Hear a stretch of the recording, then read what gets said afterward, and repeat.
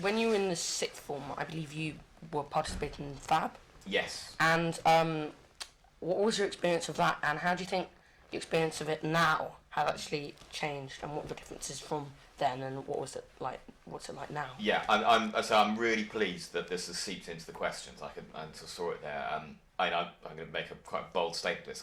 For me, PHAB was the single most influential experience of my entire time at this school, without a shadow of a doubt. It wasn't something I was doing the whole way through, obviously. I did it in the end twice. I did it as a sixth form, and I did it as a removed student who just left. I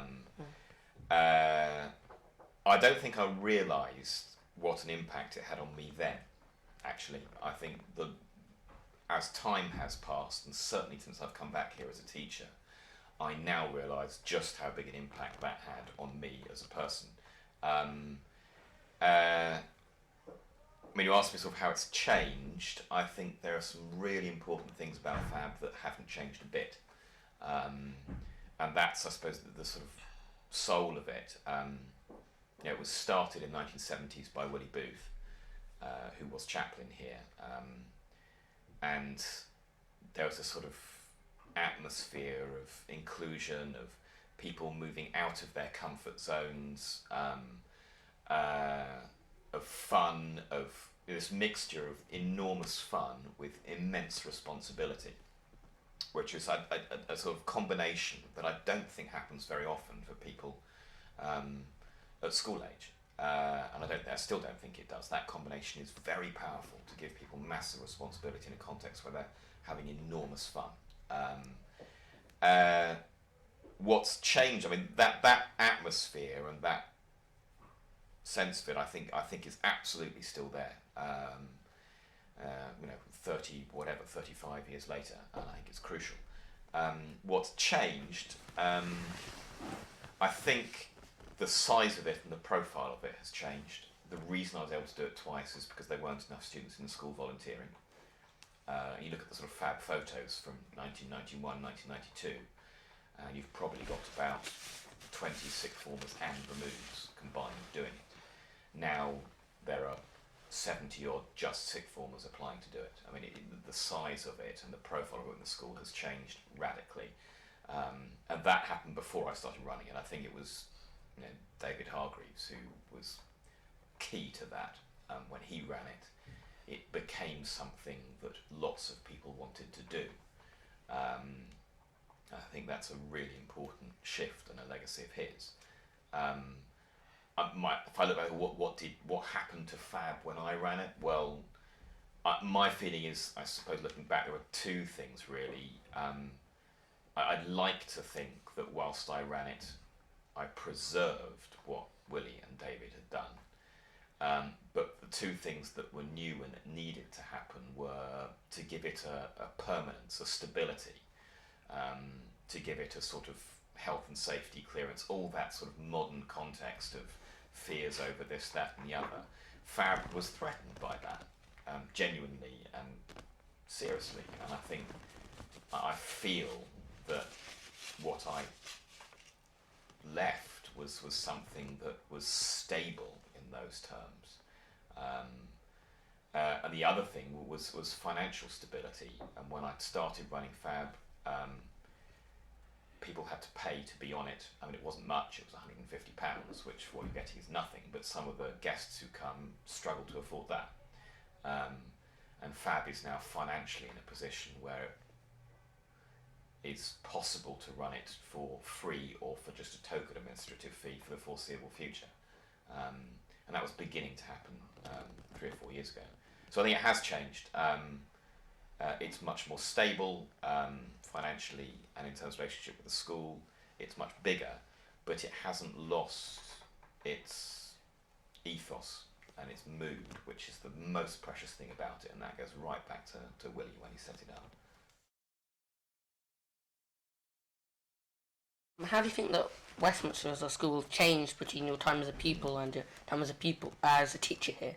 Yes. I thought I was still a pupil for a minute there, although I do feel like I'm being grilled. Maybe I am still. Anyway. I think a fair amount. again, as I sort of said it already, but I think it's hard to make an objective assessment of that because I'm looking at it through these two very different sets of eyes. Um, I think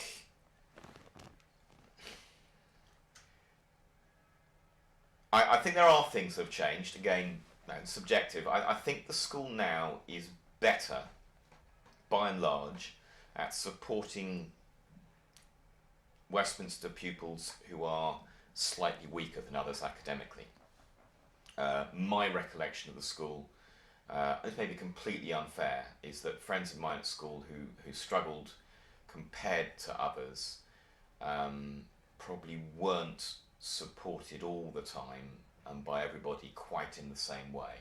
I think the school is better at that. I don't think it's ever, no one's ever perfect on this, but I think there has been a positive effort to try and ensure that that happens.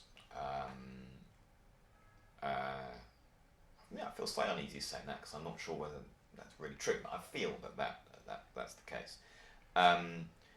I think the school does a lot more in terms of outreach and charity work than it did when I was here as a student. I mean, you look at what Abbey Cave Bigley has achieved with outreach over the last year or two now, and it's staggering and it's brilliant.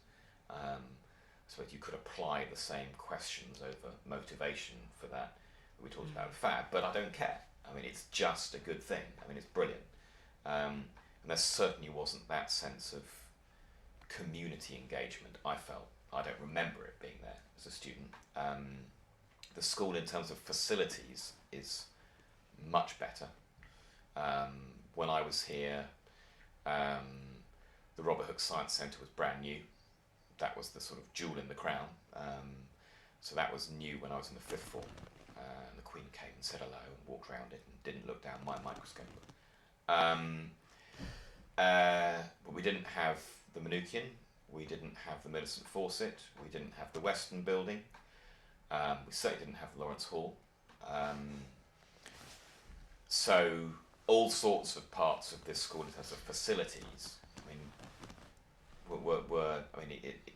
a huge amount of progress has been made there. I mean, the school has increased in numbers since then as well.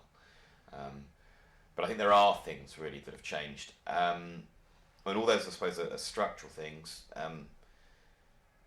Has it changed in terms of its mood or ethos? Very difficult to tell. I think this school still positions itself as a school that promotes and supports individuality.